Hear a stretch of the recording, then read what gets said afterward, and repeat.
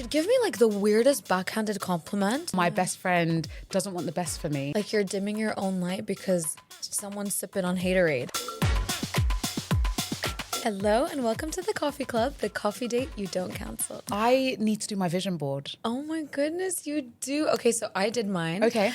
Usually I do it later on in the month. Like it's not necessarily like January 1st, but we just did it so that on New Year's, all the girlies, we got together, we did our vision boards. I feel like 2026 is going to be a really good year. I really do think so too. Like there's something about like even just that number. 25 was like A bit like, incomplete. Yeah. 2026 just feels like a lot of things are going to make sense. What is one of your 2026 resolutions? Ooh, okay. To get married. To get engaged. Okay, to get engaged. I love that. Yeah, so that was never really like a thing for me. I was just like, oh, I hope I find the right person. But I'm like, okay, time's a ticking. I think also just to like grow this podcast, like have our, like that's actually genuinely, like I care more about that than the man. One of my 2026 resolutions is to be more selfish. I feel like I'm very selfless and I pour so much into people. And I was like, this year is about pouring into my own cup. So yeah, that's something that I'm fully going to focus on. And I was a bit apprehensive about it, which leads into our topic for today, because being more selfish, I always think about people around me and how they're going to receive that. And if they're going to pull back more because they feel like I'm not giving them my time. True. Or whether they're going to stick around and be a good friend or a good support system. True. Which links into our topic today. When friendships turn toxic. What do you think dictates whether a friendship is toxic or not? Most of the time when we think about a toxic relationship, we automatically think of a romantic one. We never think about a friendship. There have been so many different times in my life where I've experienced toxic friendships, but didn't want to admit it because I don't want to admit to myself that my best friend is a secret hater or my best friend doesn't want the best for me. Personally, I feel like being in a toxic friendship hurts more than being in a toxic relationship. So true, because don't you feel like it's more unexpected? Like with a friendship, you just feel like things, okay, I chose you, you chose me, whatever, it's great. But when it comes to like a relationship, you're like, oh, he's a man, he doesn't understand me. Like you justify certain things. With a friendship, when it ends, it hurts more than a breakup. It really does. And you know, when you think of toxic relationships, you think of them being loud and dramatic. But most of the time, the ones that I've experienced are quite quiet, and you don't realize that it's toxic because it's just subtle things that they do. Like when you have something to celebrate and their response is quite flat. And I find myself just not being excited to share my success. Like you're dimming your own light because someone's sipping on haterade. I think a way that toxic friendships have stood out to me when I plan my conversations with them before I meet them. I've found myself in the past doing that quite a lot. So for example, if there's something that I want to break to them, like, oh my God, this just happened for me, but I know they're not going to receive that well, I would then start planning my conversations of, oh, well, how am I going to say this? Or how am I going to bring this into the conversation? And from time you have to start planning your conversations with your friends beforehand just to make sure that they're comfortable with it. Red flag. That's a red flag. Even the ones that I've had, it's like, I thought this was my best friend. I thought like we are on the same page, like with everything. Like you know everything about my life. I know everything about yours. I'm such an oversharer. So it's like, you really know my deepest, darkest secrets. Even to interject, Nadia is such an oversharer. She will share her life story with the person that's next door. So the person that gives me my coffee. Did you know my boyfriend just cheated on me? Literally. So yeah, going back. I will overshare. Anyways, and back to the podcast. When I spoke about toxic friendships being quiet, it's not necessarily that you have big fights or you have big arguments.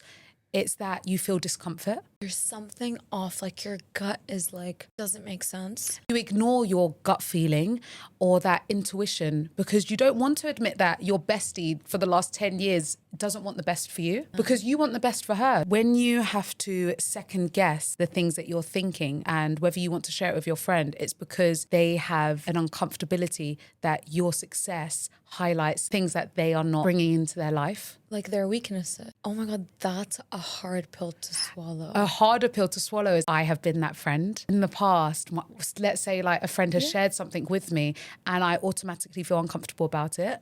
And I had to sit and I remember saying to myself, oh, Why did I just feel like that? Yeah. And I remember going home and playing it back to myself, and I was like, oh my God, that's crazy, because I don't feel happy about hearing about her successes because I'm not in that place in my life. You know what? That's a really interesting thing to take accountability, because you know how difficult it is to actually look inwards and say, what is wrong with me? Yeah. Like, could I be the toxic friend? You know, there have been times in my life where I felt like I did someone wrong, and I'm like, that's not my character. Like, and you're right. It's because I had a weakness within me. Yeah. Like some sort of a void that I wanted to fill.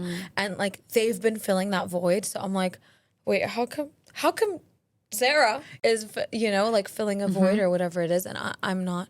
So I think that's really interesting. Maybe it's the year of taking accountability. Yeah, maybe. Right? Because you could have a toxic friendship, but like, are you the toxic one? Like, are you secretly competing with that person because you're in competition with yourself? Sometimes I think we assume the best in people because we want the best of that person, like you said.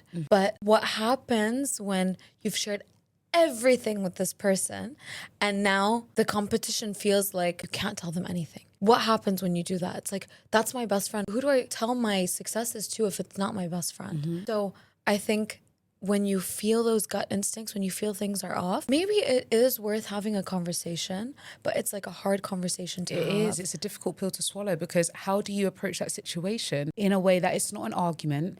And I don't want to outwardly say, girl, you're being a bit of a hater. Yeah. Or I just feel like you're not there to share my successes. Exactly. And you're there when I need to speak to you about something negative, and you're all ears. But if it's something positive or something that I'm excited about, you're very flat. And then if they start acting excited for you, is it because I told you that you're acting weird and flat with me? Or is it because you're genuinely like happy for me now? That's really, really difficult. Like when you feel that energy shift, when you feel jealousy, when you feel like you have something that they don't, or vice versa, when they have something that you don't have. So also, I remember I had this like friend that every single time I would do something, like I would have a nice look, have my hair different, she'd give me like the weirdest backhanded compliment. Like, oh, that's really nice, but like I don't really have to use that much makeup. Like, or like something weird. Like at first I'm like, oh, she's right. Like I am using like too much makeup or something. Like, why do I do my eyeliner like that? It was something really weird. Like, oh, but like I don't have to use eyeliner. Like my lashes are long. Pardon? Why is that even a thing to say? I was having a lot of heat damage on my hair, and she wears extensions. I was talking to her about my heat damage, like my hair is breaking, whatever. And she told me like, yeah, I don't have that issue. Like my hair is just like perfect, like silky. I gave it back to her. I was like, but you wear extensions. That's where I was like, no, if I'm trying to compete with her and being a hater, that's not my friend. But to me, I'm like, you weren't being a hater. You was just reminding her Yeah. not to be a hater. There was a friendship that I had where they didn't like me having other friends. It would be small remarks like, oh, so you're hanging out with Tasha today. You and Sarah seem to be getting really close. Or, oh, don't tell me you're going with Sarah, right? And then after a while, it made me just not tell them whenever I'm going to do something. So for example, if I was doing something with another friend and they asked me, what are you up to today? I would find myself lying. Yeah. Just in order to keep the peace. I have friendships where we don't all intertwine and we're not mutual friends with each other. I have certain friends for some things. Yeah. I have certain friends for other things. And if I just don't think that you two would click very well, I'm not going to make the introduction and intertwine you two together. Yeah. So when I found my friend doing this, and this was like one of my closest friends, we would spend every dying day together. We would see each other all the time. And yeah, I understand. I can see it from their point of view. We'd see each other all the time. And then all of a sudden I would also be spending time with other people. But I also felt that I had to do that because it got a bit unhealthy. That's the thing. You can't just like give all your time to that one person. It's getting a bit suffocating seeing this person every day, but I love her so much and I enjoy her company, but this isn't healthy. I'm seeing you more than I see my husband. Yeah. Like, That's a problem. We talk more than I talk to my husband. So this is just a little bit too close. I remember I was out and I bumped into her and I was with my friend, and honestly, it felt like I was cheating on my partner. She was looking at me like, and she came over and she was like, oh, I thought that you were at the gym. And I was like, oh, I was at the gym. And then I ran into... And Sarah's looking at me like, what? You did and not I'm go to like, the gym. Sarah, we were at the gym.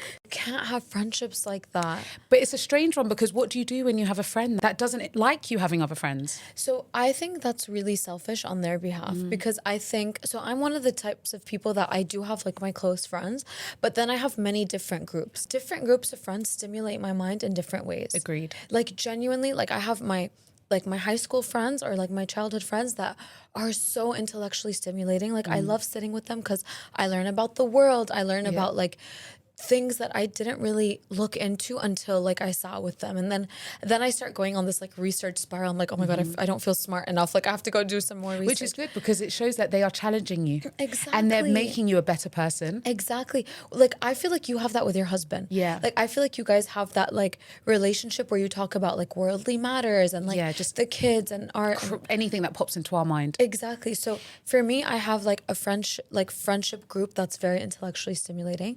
I have a friendship group that's more creative. I have a friendship group that like is more like let's go out and have dinners and like look cute and take pictures, you know? So it's like you can't have that in one person. Yeah.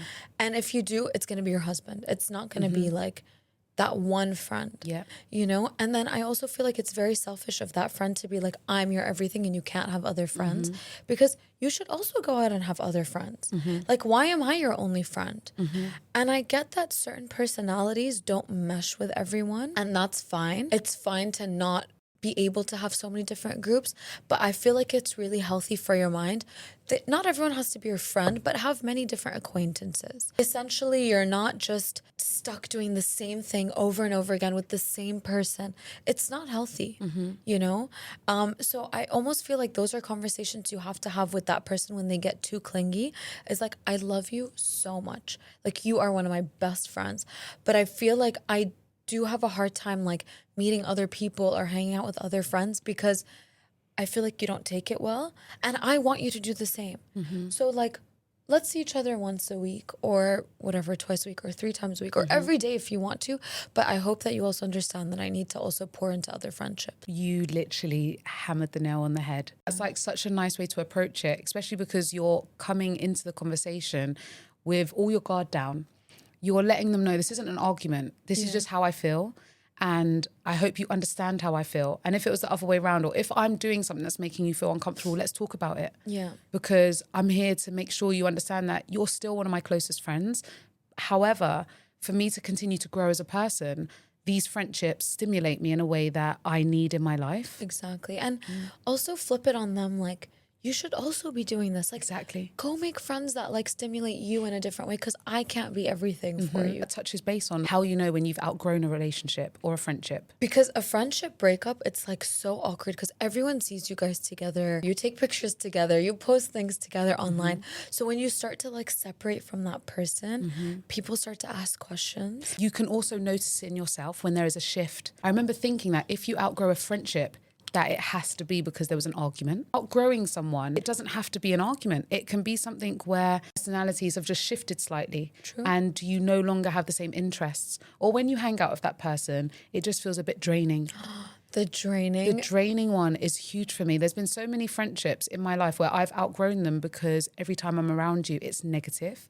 Or all we do is speak about people. Yeah. All we do is highlight the negative things that are happening. And yeah, we speak about a few positive things, but the overall conversation, I leave not feeling like I'm growing. I leave feeling very drained. Yeah, that is a big one for me. Feeling like your social battery is gone. Yeah. You're supposed to be my friend. You're supposed to like recharge my battery. Exactly. Honestly, it's like when I hang out with you, for example, if I hang out with some of my other friends, I leave and I'm so excited. Yeah. And I leave and I'm like, today was cute. Yeah. But when I hang out with someone and I leave, and I also feel disappointed in myself because I reflect back on the conversation and I'm like, Layla, you literally just sat there and spoke rubbish about a situation for 2 hours. Yeah. Or every time I see you, we talk about the same thing. It's really important that when you do communicate with a friend, if they receive it well, okay, that's a great person. Yeah. But if you have someone that's going against you and they're like, no, we need to talk shit about people. Exactly. We need to talk about work.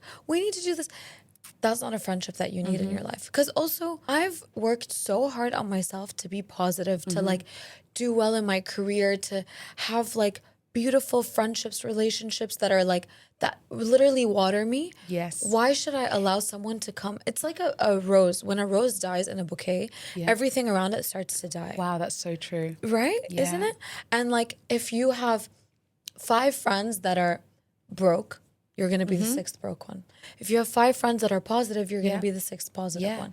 So do activities that stimulate you. Be around people that stimulate your mind. We choose our life and our destiny and our fate. Why would you choose a toxic friendship? It's so true. You know? And if the friendship was never toxic, but it turned into a toxic one, it's okay to outgrow those people. Like, for me, it's the social battery. Yes. You got that so good. Like, when you drain my social battery, I've had enough. Because I only have so much energy in the day. I want to do good with. I want to like give that to other people. I want to like put that into my work. When you've taken that away from me, you've had a ripple effect on my whole day. Exactly. Yeah. And even into the next week, like if you're sleeping late, you're hanging out with the wrong people, and it just keeps going. It trickles into the week, into the month, into the, and then it's 2026 and you're like, what did I do? Exactly. Going back to when I said that one of my New Year's resolutions was to be more selfish.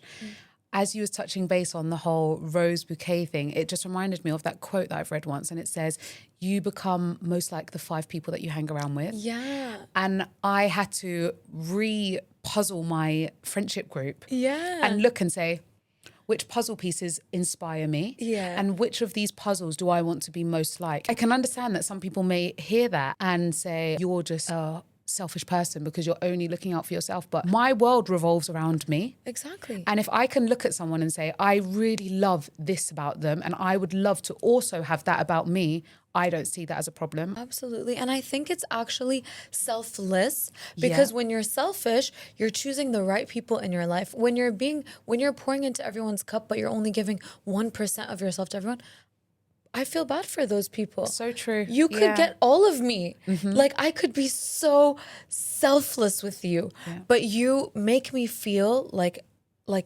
upset and drained and hurt and negative. So it's actually for your the better part of yourself to just pour into your own cup so that the right people get the right parts of you. Have you ever walked into a room and you speak to someone and you just feel drained? I have met so many people where it's the first time I've met them, but I feel like I've known you forever because your aura is so magnetic, and I just want to be around you, and you're just a breath of fresh air, and I want to be that for people. I want to be able to... You are. Thank you. You really are. I want to be that friend that when you sit with me, I don't drain you. If anything, you leave me feeling so much happier, so much more positive. Inspired. You're excited about things. I never want to be that friend where you leave me and you feel drained. And as I said, I've definitely been that friend in the past where people have left me feeling drained. And that's because I wasn't happy with myself. And I looked at other people's successes and I was jealous. And I was like, I just don't understand why that person got a pay rise. And I work so hard. And why is it that these opportunities don't come to me? And that's because I have a negative aura. And if you have a negative aura, and what you need to do is put more work into yourself. Pick up new hobbies, change your friendship circles, go and touch grass, go for a walk, maybe hug a tree, maybe even do things that try and shift your personality slightly, like start listening to a different genre of music. My sister did that. And I found that it really does work. That's so true. I like that. Pick up a new hobby. Meet people. You know, there's so many ways to meet people that, like, you don't have to just, there's 8 billion people on this planet. Let me just, do you know what that means? Do you know what that means? 8 billion people. Have you been to a concert that's only like 30,000 people? It's so true. You know, have you ever seen those pictures on Instagram where it's like a house and some of the lights are turned on and some of them aren't, and it will say like, oh, in this light, someone's just went through a breakup.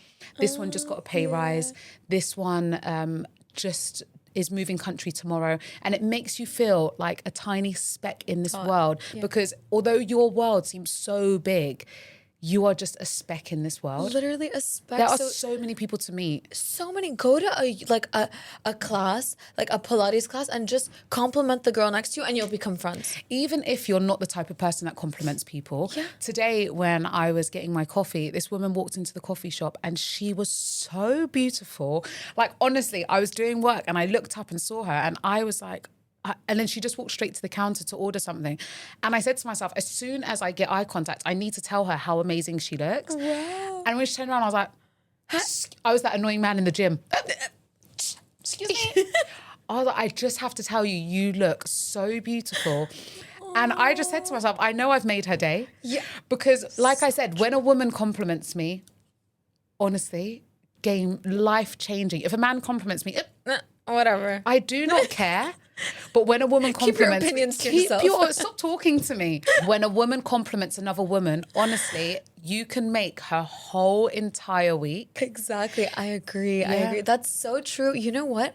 You reminded me, actually. This is a new resolution for 2026. So 3 years ago when I lived in London, there was a girl that came and complimented, to this day, 3 years ago, I still You remember it, see? And she was like, I just have to tell you, like, you look so beautiful. And it was a day where I just felt so average. And I told myself, you know what? I'm going to start complimenting people because the way she made my day, I want to make other people's days. That's crazy. 3 years later, she came to your mind. Yeah. And I remember we were in Zara in the line. Like, I can tell you exactly where I was. If a man complimented me yesterday, I'm not even... Who? What do you even look like, Why Sam? are you talking to me? Please stop. Please stop talking. So like Nadia said, go to a Pilates class and when you see someone, don't be shy to speak to them. Yeah. Like, I love your hair today. You never know where that friendship could go. Exactly. And then another resolution that I did Yeah. in that same week, because I was like so positive and happy, I'm like, you know, I'm going to just smile at a stranger because a Oh, that's stranger cute. smiled at me. I mean, don't like walk in the street and like Stop smile at a creepy grinning at man. people. Yeah, don't smile at any men. Don't smile at men, just women and old people, okay? Or Women and kids. old people. Okay. Going back to what we were talking about, I've listed out some toxic traits that we excuse for too long, and I want to get your opinion on them. Okay. One of them was always needing to be the victim, Such a red flag. especially Pick when... me energy. Right? Especially when, for example, you're explaining something that's happened really good. Say you got a job promotion. Instead of celebrating your successes, they'll be like, oh, okay, yeah, well, my job is actually really bad at the moment or XYZ. Making everything about them. I honestly, I have been this person. I can't. You lie. have? I Okay. have. Yeah. I remember like a friend going through like a kind of tough time in a relationship and things were going really well for me. And I kept like telling her like, this did really well. And I went on this trip and I got this deal and da da da. And forgetting, like remembering that she's my best friend, but Yeah. forgetting that she's going through a tough time and not really asking her. I was like, I know her life's not like really that interesting right now. Yeah. But mine is. But mine is, so let me just Yeah. share it with her. And then I felt so bad because later on I was like, oh my God, I really forgot to sit there Yeah. and like listen to what she's going through. But I was on such a high Yeah, that I it's- knew if I listened to this, it's going to put me like on a Yeah. low. And Yeah. I think that was not fair on my behalf. And either. also, I completely understand. As you're saying it, I've definitely been that friend as well. Yeah. And it's just because you're so caught up in a moment where you feel like, oh, what? Let me add some positivity here. But it's not the time. Yeah, This isn't about you, Layla. Yeah. This is about your friend. Knowing when that scale needs to be adjusted and when Yeah. it's like, no, it's this person's time right now. Yeah, And although, yes, everything is ticking for you, this person isn't. So let's pour onto their scale for a bit. Yeah. And level things out. I agree. I think that's a good trait to have actually, to like know when that makes you a good friend. It's like knowing when to like be overly positive for your friend and knowing when to just like tone it down so that Yeah. they can have their moment and like grieve something or like go through hardship in the way that they need to go through it. You know what I mean? agreed. Guilt tripping you for your boundaries. Don't guilt trip me for my boundaries. It took a long time for me to It's set so them true. up. Yeah, that's really true. Talking badly about others. Red flag.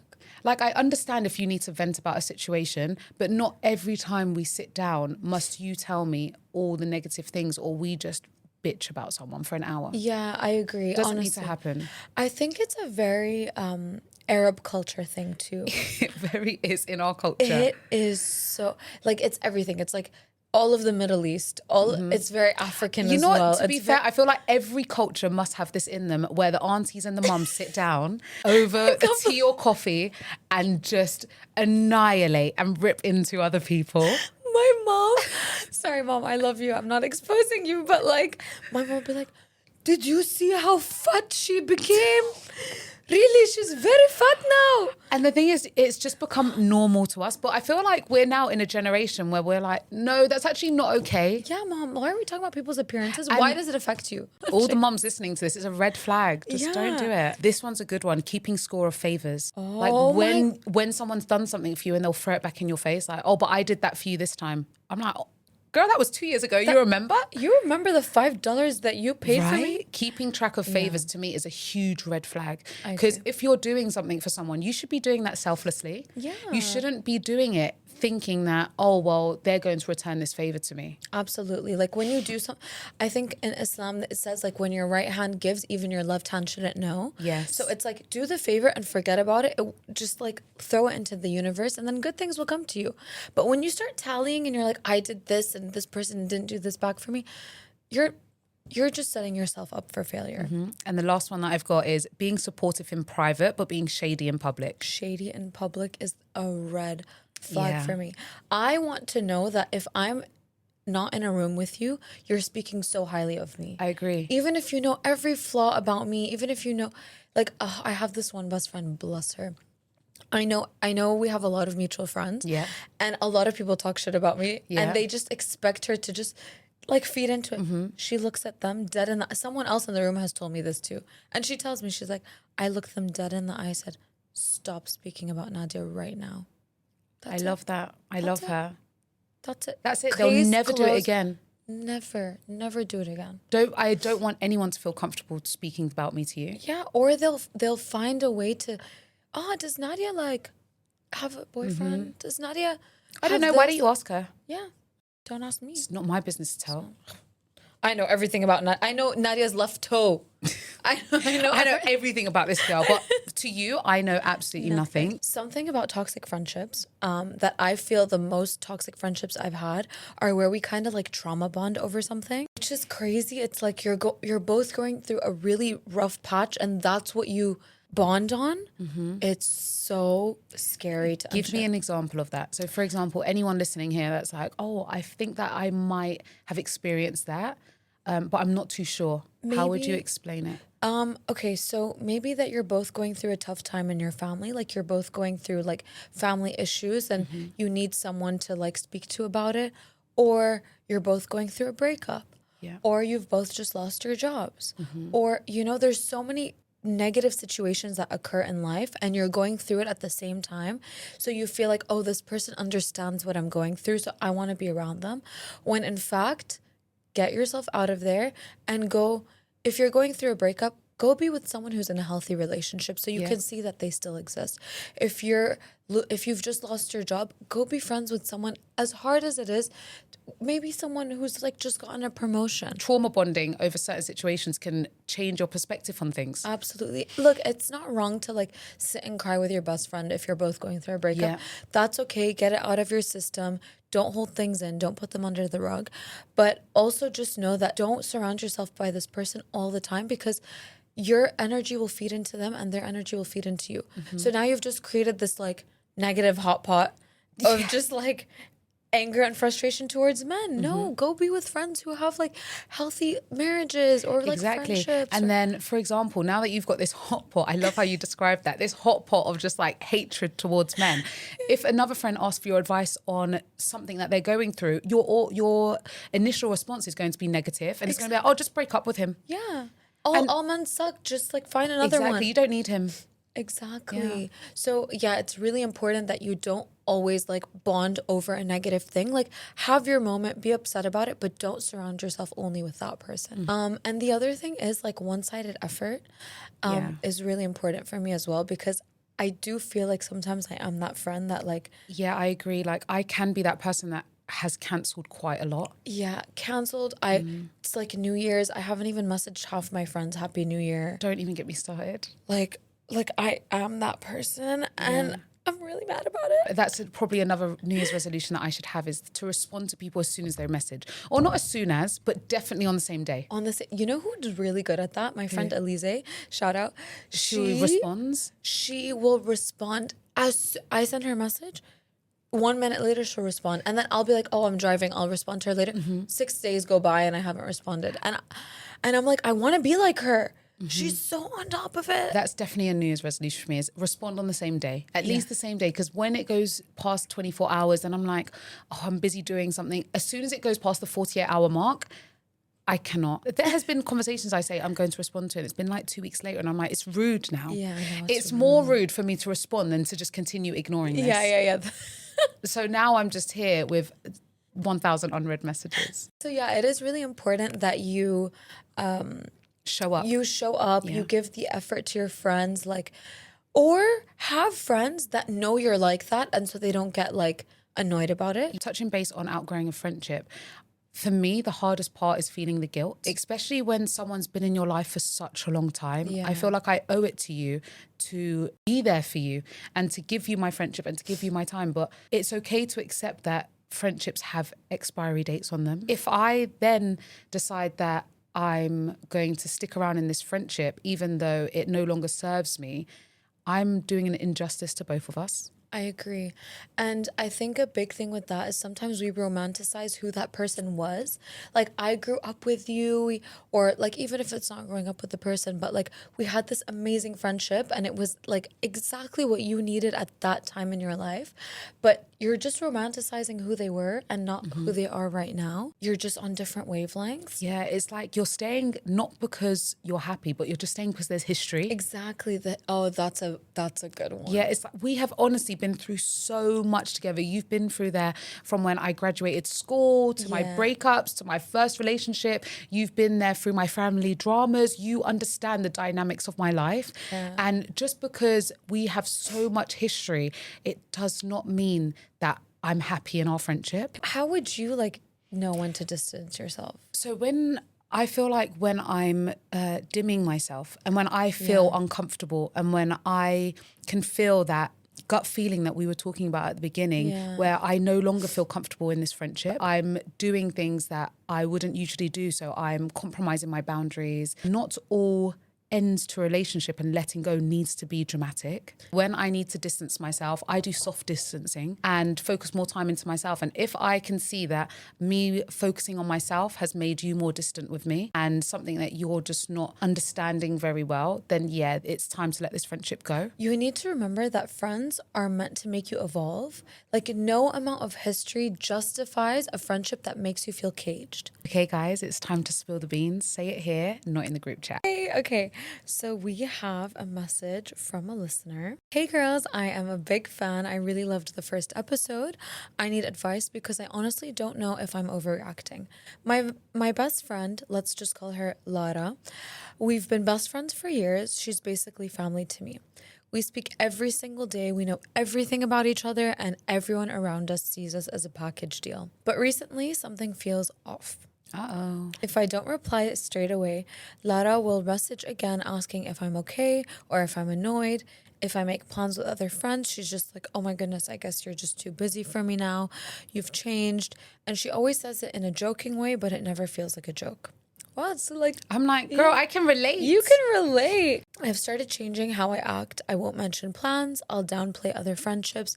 And sometimes I won't even post what I'm doing because I don't want the comments that she's going to throw out there or for the awkward conversation to come later. But the worst part is, before I see her, I feel anxious. I'm thinking, what mood is she going to be in today? What version am I going to get? I love her and she's been there for me through very, very hard times, which is why this feels really heavy to even say, and I don't feel like saying it. She's my family. But lately the friendship feels more draining than supportive, and I don't want to lose her. But I also don't want to keep feeling like I'm doing something wrong just for having a life. So I guess my question is this just what close friendships feel like, or has this crossed into something that's not healthy? Wow. Wow, I feel like her last sentence literally nailed it on the head. This is a close friendship that has turned unhealthy. I've been through that exact situation, and it is an uncomfortable situation to be in because you don't want to admit to yourself that your friend is acting strange because you feel guilty that you have other friends. And Yeah. you should never, ever feel guilty for having other friendships because that's how you grow as a person. Exactly. I would recommend having that conversation with your friend and approaching it how you mentioned earlier, Yeah. where you sit them down and say, look, I just want you to know I love you. Yeah. You are my best friend. Like, no one could even replace you. However, I've been feeling a little bit odd recently because whenever I'm with certain people, you make little comments and I just want to know, why do you do that? Agreed. And I think it's really about your wording. Like when you're having this conversation with her, don't accuse her. Say it in like a really loving way so that you're like buttering, the pan a little bit. Like, you're sugarcoating it exactly, a you're little bit. Just to start it off before Yeah. you get in there. Yeah, just like fluff it up a bit and just say, it really hurts me when this happens. Yeah. Not like, you did this and you don't like me talking to Yeah. Maria or... Exactly. And a red flag will be if you approach that situation and you say, look, it makes me feel some type of way. It makes me feel really uncomfortable when you speak about Sasha. Yeah. And you say that Sasha is like, oh, you're hanging out with Sasha again. And if they play the victim card and they turn around and say, but you're always hanging out with her and you don't invite me to things, that's also another red flag. Yeah. That you really need to take on board and mention it. I would say, but this isn't about you at this moment in time. It's about why are you acting this way towards me, because I feel like I can't be open with you. Exactly. And that's something I loved about you. I could tell you everything. Yeah. You were my go-to and I never want to feel like I can't be like that with you anymore. And sometimes maybe they just need that little wake-up call. They're like, oh, damn, I have been quite negative or I have been quite jealous when she's with Sasha. And it's not my right to like stop you from being friends with other people. And ask your friend, ask her, is everything okay? Yeah. Like, what's been happening lately? Like, let's get into it, because I guarantee the reason why your friend is doing this is because they're unhappy with certain things in their life. Yeah. Maybe they can see that you're growing and they don't want to feel like they're being left behind. Yeah. But if they feel that way, then you should have that conversation. Of course, it's not your job to be your friend's therapist. We've spoken about this before. Yeah. But it's your job to give them a little wake-up call. Yeah, just a little. A little nudge. Yeah. Like, have you ever tried like picking up a new hobby? Yeah. I personally would feel very comfortable speaking to any of my friends and recommending that they start something new and focus on their self, because I'm comfortable with my boundaries. Yeah, And absolutely. also I want to see my friends progress. I want to see them doing well. I don't want them to feel like they're being left behind. Yeah. So I would recommend speaking to your friend and telling her if she feels that she's being left behind because you're busy with new friends, that why doesn't she pick up a hobby? And do something to fill her time so that it's Exactly. not just you. Like, you're not in a relationship. You're not in a relationship. You shouldn't be her sole focus. Yeah, exactly. And I think like when you do it, just do it with love, because like you said, she's family and you guys are really close and all of those things. So it just has to be done with love. Yeah, That's it. exactly. Just a little bit of love. Yeah. And ending this little episode, to remember that not all friendships need to end dramatically. Always remember that like friendships should allow you to evolve. Yes. Like, don't sit there and minimize yourself for someone who's miserable or Agreed. who's not happy with themselves. Because we are not going into 2026 allowing people to hold us back. No way. We're launching into the new year on a strong note. Exactly. Meaning starting as we mean to go on. Exactly. So thank you so much for joining us at the Coffee Club. Don't forget to subscribe. You can follow Layla at Layla Loves and you. me at Nadia Sultan X. And we will see you on the next episode. Thank you guys. Bye.